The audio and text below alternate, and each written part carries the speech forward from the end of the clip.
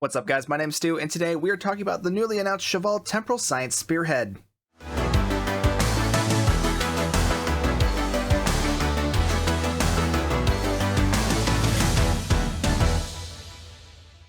Literally the same day I released my Lower Decks theme build, Star Trek Online announces another Lower Decks themed ship coming to the game. Just my luck. Not a big deal, but it is kind of funny.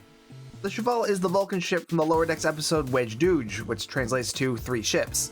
It's actually one of my favorite episodes of the whole series so far, so I'm pretty excited to see this ship finally make it into the game. Anyway, let's get a look at the stats.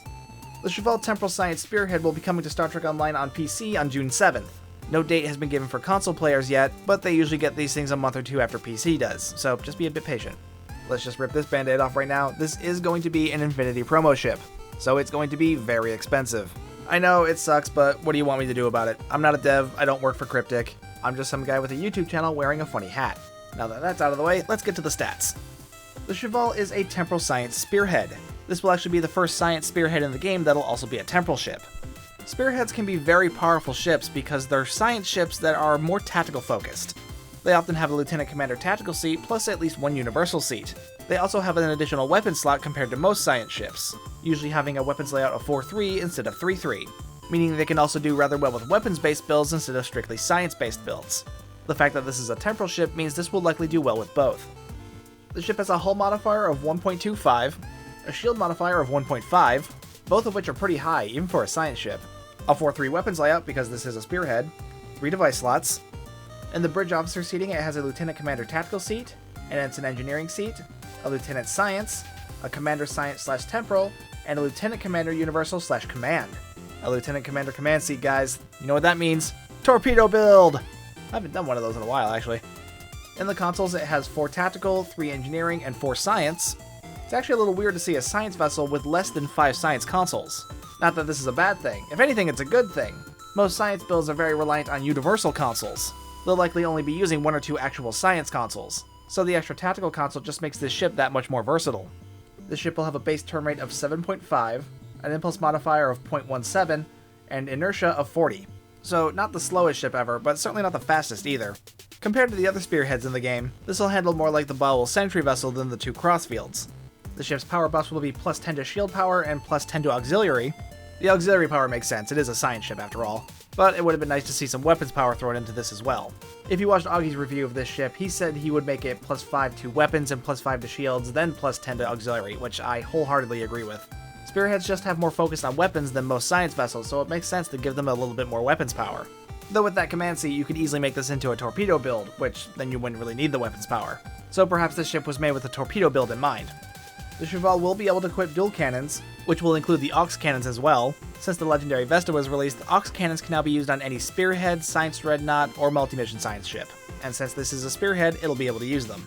This is a temporal ship, so of course it'll have the molecular reconstruction beam, and because it's a science ship, it'll have subsystem targeting, sensor analysis, a secondary deflector slot, and the usual science vessel mastery package, which gives buffs to exotic damage, shield HP, healing, and shield regeneration and hardness, of which only that first one is of any use. The console on this ship is called Regenerative Shield Amplifier. Ah, great, it's a shield console. Ugh. Okay, actually reading the description, this actually doesn't sound that bad. It teleports you in front of your target, it makes your nearest 3 allies untargetable and unkillable for 2 seconds, will taunt up to 5 foes within 10 kilometers for 15 seconds, and give massive buffs to shield subsystem power, shield regeneration, and automatically redistribute your shield facings. Which means this actually sounds like a really nice tanking console. Threat generation is the most important part of a tank, so that taunt is actually kind of nice. I don't like the passive buffs on it though, which buff your shield power, shield restoration, and shield regeneration. Take out one of those and throw in a threat generation buff. It's a tanking console, so let it help you tank more. We've been over this a million times, shields don't help anything. The value in this console is entirely in the teleport and the taunt. That said, while this is a good tanking console, it's not something I would go out of my way for to make on a tank build. There are plenty of good tanking consoles in the game, most of which are easier to get than some promo ship. I like the effects on it though, that shield graphic is really pretty. The starship trait is called Totally Lost All Control. It's technically another shield trait, but actually this one's also kind of interesting. While your shields are above 80%, activating a shield heal ability will give the following effects. Plus 100% crit chance and plus 200 crit severity to your weapons for 4 seconds, with a 20-second lockout. That's a lot of crit chance. It's not that much crit severity because it's not plus 200%, it's just plus 200, which means it's only buffing the skill. It's still a decent amount of crit severity, but it's not nearly as much as the crit chance. Though I do find it amusing that Cryptic has finally figured out that the only way to get us to use shield heal abilities is to throw stuff like crit chance and crit severity on him. Overall, the trait doesn't look bad. My biggest concern is the 80% shield capacity requirement. For only a 4-second buff, I'd like to have more consistency with that. So I would like this trait a lot better if they just get rid of that requirement entirely. Because the whole problem with player shields to begin with is that they are drained so easily, especially against enemies like the Borg. So I would say either increase the duration of the buff, or get rid of that shield cap requirement. I'm not too worried about the 20-second lockout. At that rate, I can just rely on having one shield heal to trigger this trait. I actually really want to test this out on a beam overload build, mostly because I want to pair it with the Inquiries trait, Weapons Hot deflectors to full, which functions like emergency weapon cycle, but it's tied into emergency power to shields. So by using emergency power to shields, I would be able to trigger both that and this trait. But yeah, like I said, interesting trait, but I'm not totally sold on it yet. If they just get rid of that shield capacity requirement, I'd be a lot happier with it. Overall, I'm actually pretty happy with this. The ship is really nice stats-wise. It's solid for any sort of science builds, but versatile enough that you can do pretty much whatever you want on it. The console isn't amazing, but it's at least useful for a tanking build. The trait is really interesting, but I'm still kinda up in the air on whether or not I actually like it or not. Oh, before I wrap up, there are two things I should mention. The trait's description mentions that it triggers off of Captain's abilities. That's actually not the case. Borderkiss confirmed that those notes were actually from an earlier state of the trait. It doesn't actually do that in the final version, but he forgot to tell Kale that he took it out, so it made it into the blog by mistake. The other thing is that while this is a T6 Vulcan ship, this is not a T6 version of the Dakir. This is a totally different ship. I'm pretty sure the Cheval is noticeably larger than the Dakir, so you wouldn't be able to put both ship costumes on the same skeleton. Plus, the Dakir is a C-store ship, it wouldn't make sense for the T6 version to be a promo ship. Borderkiss confirmed that while there is interest in making a T6 Dakir, it is not currently on the schedule, so don't expect one anytime soon. Yeah, that is the Cheval Temporal Science Spearhead. Interesting ship.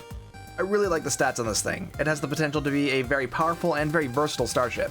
The console's okay. It'll make a pretty good tanking console, but it's nothing I would go out of my way for. Largely because there are already a bunch of good tanking consoles in the game as it is that are easier to get. The trait, as I said earlier, I'm pretty interested in the trait. I don't know if I'll be getting this ship anytime soon or not. I just bought the California not that long ago, and my wallet's still kind of feeling it. But I do want this ship. I like it. It's got some cool stats on it, and it's got some interesting stuff on it as well that I'd like to play with. I'll see what I can do, but it likely won't happen anytime soon. In fact, right now I'm thinking I might just wait it out and pick this ship for next year's event campaign. So yeah, what do you guys think of the Cheval? Let me know down in the comments down below. And while you're down there, be sure to hit like and subscribe and hit that bell for notifications. If you'd like to further support the channel, hit the join button or the super thanks button, or find the merch store link in the description.